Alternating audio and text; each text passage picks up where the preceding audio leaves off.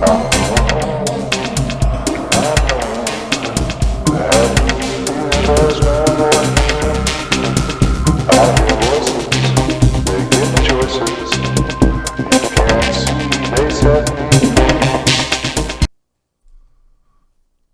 to Brain Pain, where we discuss everything psychology.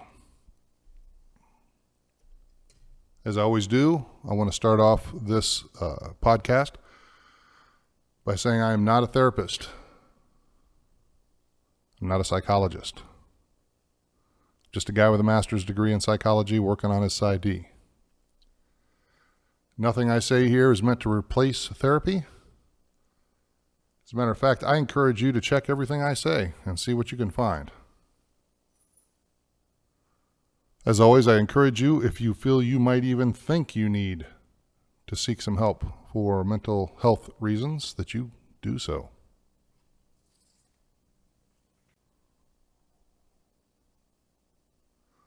You've had a long day, a good day.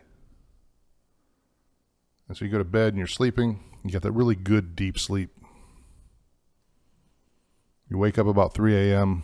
because you have to use the toilet, got drool on your face, and you roll out. You start to head down the hall to the bathroom. Halfway down the hall, you see a shadow, and it starts to move.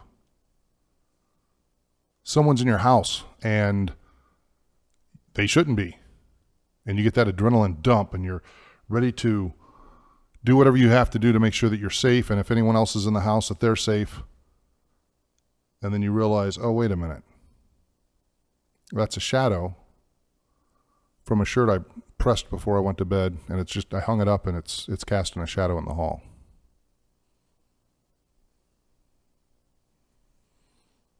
You had this fight or flight response to a shadow. Well, I mean, what just happened? I mean, what really just happened? Well, let's talk about that. Before I go any further, I'm just going to warn you that this is pretty technical about the brain. And we're just going to talk about vision and how it's processed in the brain.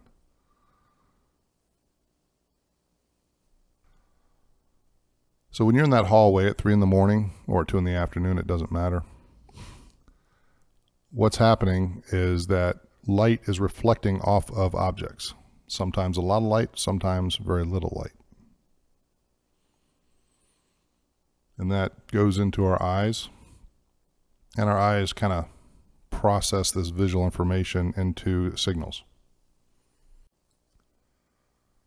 So in that 3 a.m. scenario, you're not getting a lot of reflected light. You're getting a lot of shadow and light. So there's not enough light to really allow you to see the color of objects. You're just seeing dark and light.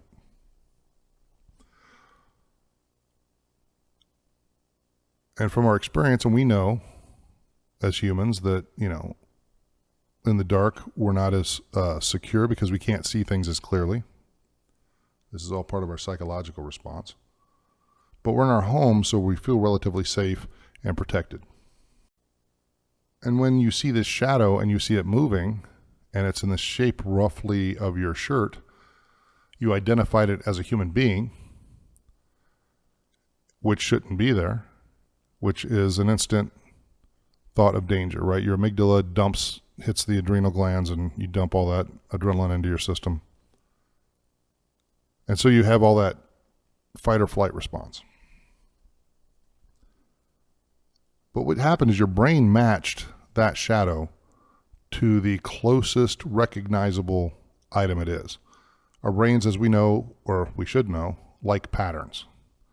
They identify a lot of things based on patterns we've seen before.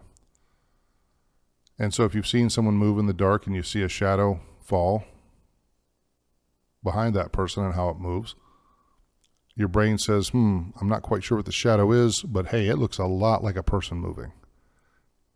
And there's an old saying I've seen many times that if you see a cardboard box in the woods, but you think it's a bear, you will react physically as if it is a bear.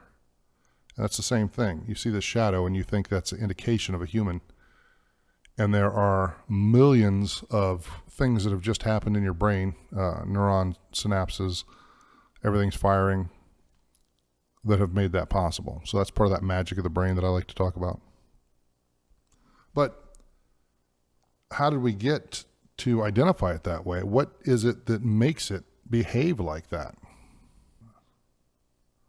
Well, there's a number of things. Your vision chain is a long and complex series of events.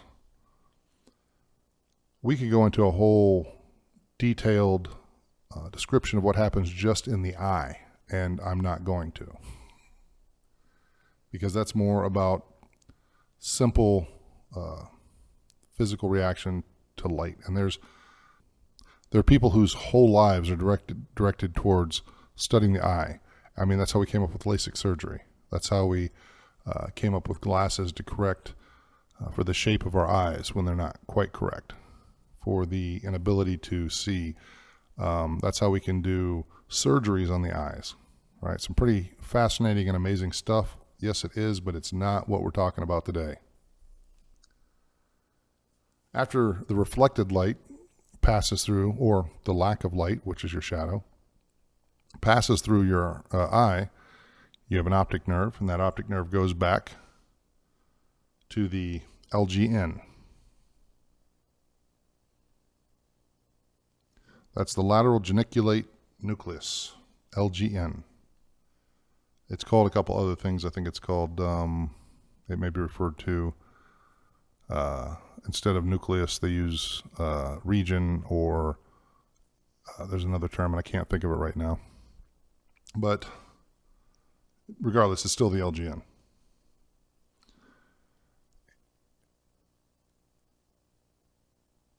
And it's pretty interesting because it's built out of layers, and it has 3 layers dedicated to the right eye and 3 layers dedicated to the left eye. And for those who don't know, your left eye goes into the right side of your brain, and your right eye goes into the left side of your brain. For those that don't know, the left eye is connected to the right side of the brain, and the right eye is connected to the left side of the brain. And I've always found that fascinating, that the left goes to the right and the right to the left, both for eyes and body control. And I often wonder how that benefits us. How do we get some benefit out of that design? I mean, I don't know. I'm sure there's some theories on it. I haven't researched that yet. But regardless, it is. Now, the LGN connects to the striate cortex. The striate cortex is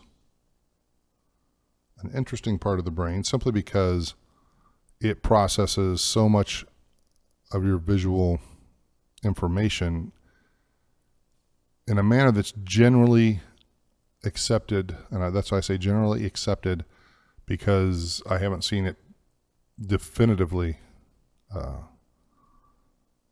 said that it does work this way, but it works in modules. So it gets a piece of information, that module processes it, and then it passes it on to the next module. And they estimate approximately 2,500 modules. Now, when they say a module, you're talking about a group of neurons, and the group might be a small group, it might be a large group, depending on what the processing is doing. And it's interesting because, think about this, if that part of your brain's not operating correctly, that means your vision's not being processed correctly. And we'll get back to that.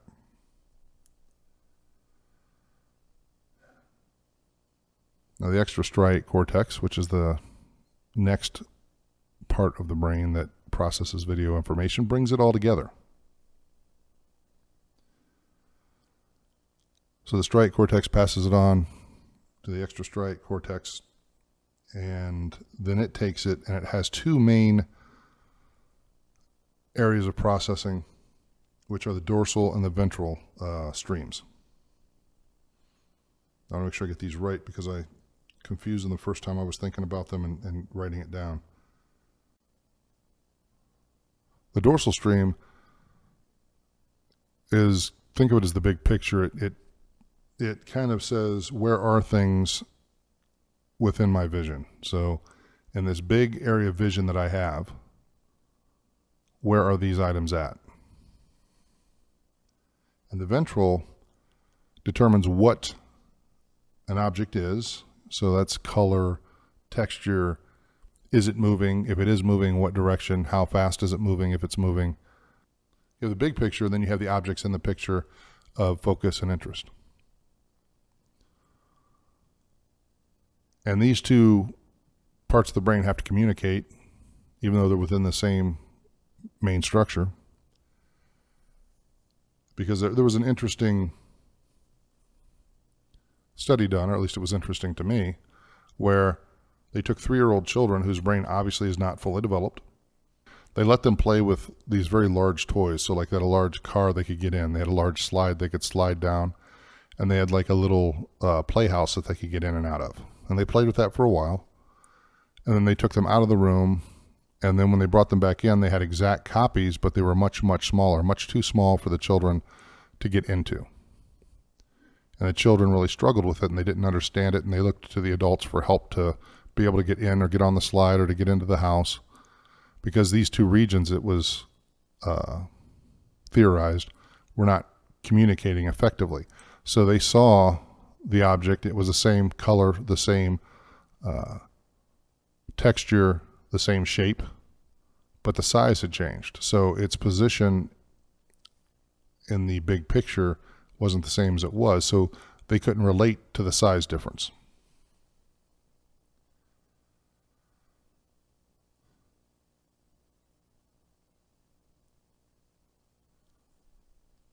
So then going back to our 3 a.m. scenario, what's happening is the object you recognized as a shadow. And that shadow was the shadow of a human. Although it was actually the shadow of a shirt. And so your body obviously reacted as if it was a human being that wasn't supposed to be there. As I said in the last podcast, perception is subjective. So there's a couple things that can inhibit or maybe not even inhibit. Maybe the correct term is impact our vision. Or maybe the better way to say it is change our subjective interpretation of what we see.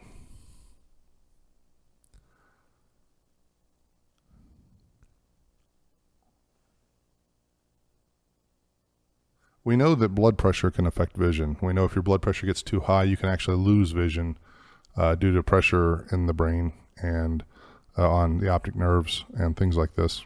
They can cause us to lose vision. We know that there have been instances of, the term blind drunk. You can literally drink enough.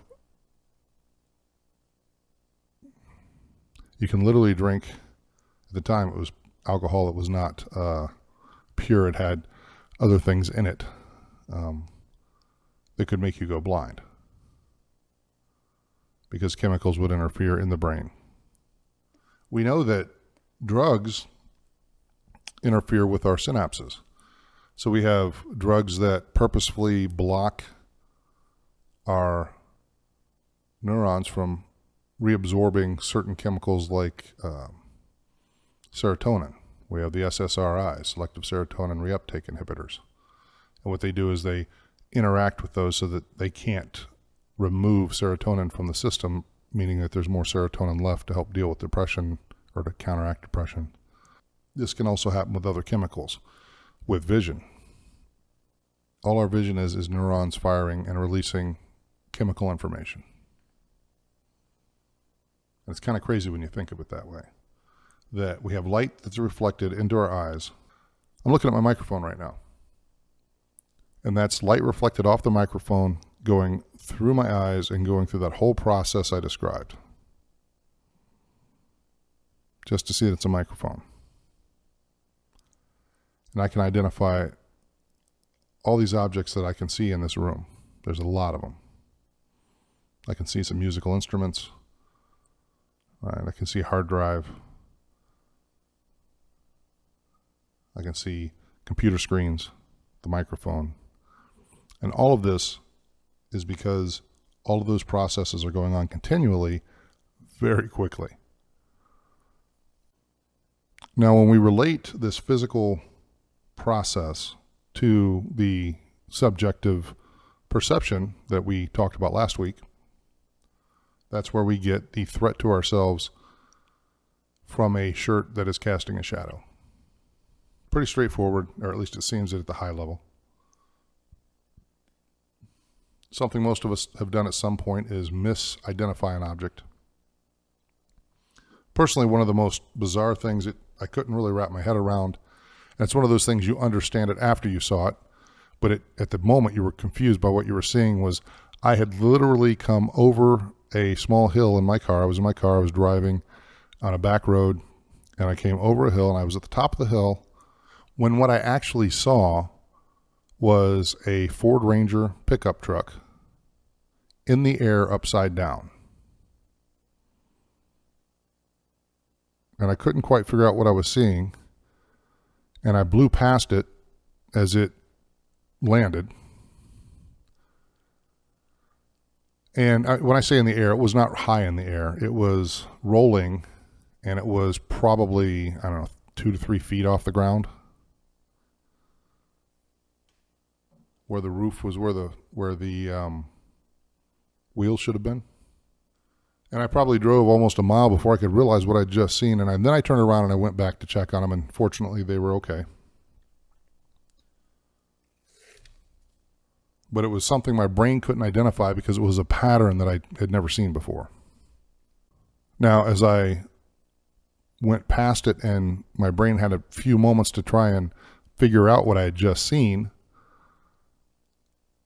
it dawned on me that it was a truck that was upside down. And when I looked in my rearview mirror as I was going over the next hill, I could see that, this truck was on the ground and it slid through the dirt, and there had been a car accident. And then I also felt very grateful that I wasn't about, 30 seconds earlier than I was, because I might have been right in the middle of the whole thing. But that subjective pattern, I really couldn't even place it at first. I just really couldn't even understand what I was seeing. I couldn't put something on it. It took a few seconds. And that's the same with that hanging shirt shadow, right? It takes a few seconds to realize it's just the shadow of a shirt. It's not a human being. It's not a zombie. It's not a ghost. It's just a shadow. So this is kind of a short podcast. Before I go, I want to talk about what's coming up. I've promised a few times that we're going to have some guests on the podcast to talk about some very specific subjects. One of them is self-medication. And we're going to talk to them about their viewpoint of self-medication. And there's a number of people that I hope to talk to. But next week, I will be talking to them. So I want to be clear, I'm not sure how the posts are going to go for brain pain in the next 2 to 3 weeks. We may end up a week behind. I'm going to try not to, but we may end up a week or 2 weeks behind. As these individuals are kind enough to talk to me and be on the podcast, I want to make sure that, I would rather make sure that the podcast is done correctly, and even if it takes a little more time, than throw something up that's half done. So I'm looking forward to it. It should be exciting. And the people that have volunteered are some really good people. And I'm really, really excited to get them on the podcast. There is one other thing for those of you who watch this on YouTube. Due to the increasingly chaotic nature of politics and cancel culture, I don't think anything I say here is too controversial, because I encourage you to research and check my opinions and check my facts. But I'm also going to start posting not just on YouTube, but also on Odyssey, which is spelled ODYSEE.com. Very similar platform with a little bit less political censorship. Now, as you know, I don't really go into politics here too much. I probably do from time to time without even realizing it. But that's really not the focus of anything I'm talking about. So just to make sure that it's available, it'll be on Odyssey as well. And my name for that page is 100 John. So that's another option for viewing this material. Matter of fact, it's Odyssey, ODYSEE.com/@100John, and you should be able to find me. All right, so I'm going to wrap this up, as I always do. Remember that I love you. Take care of yourself. Rock on.